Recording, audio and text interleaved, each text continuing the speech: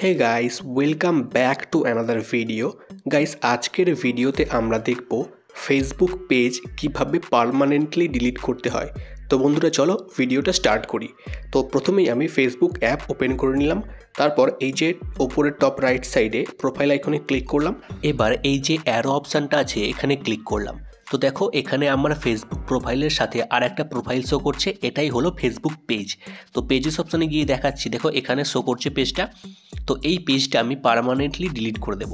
তো এর জন্য কি করব, প্রথমে এই পেজে সুইচ করে লগ ইন করে নেব।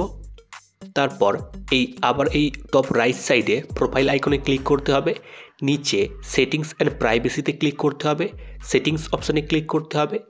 এবার একটু নিচের দিকে আসবে, এখানে একটা অপশান দেখতে পাবে অ্যাক্সেস অ্যান্ড কন্ট্রোল, এই অপশানে ক্লিক করতে হবে অ্যাক্সেস অ্যান্ড কন্ট্রোলের মধ্যে।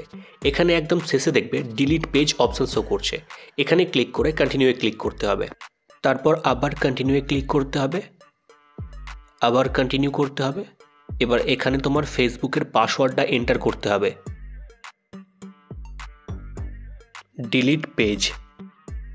তো বন্ধুরা, এখানে আমার ফেসবুক পেজ সাকসেসফুলি ডিলিট হয়ে গেছে। তো এরপরেও যদি তোমাদের কোনো প্রশ্ন থাকে তাহলে কমেন্ট বক্সে জানাতে পারো, বা আমাকে ইনস্টাগ্রামে ডাইরেক্ট মেসেজ করতে পারো। ইনস্টাগ্রাম লিঙ্ক ভিডিও ডেসক্রিপশন বক্সে দেওয়া আছে।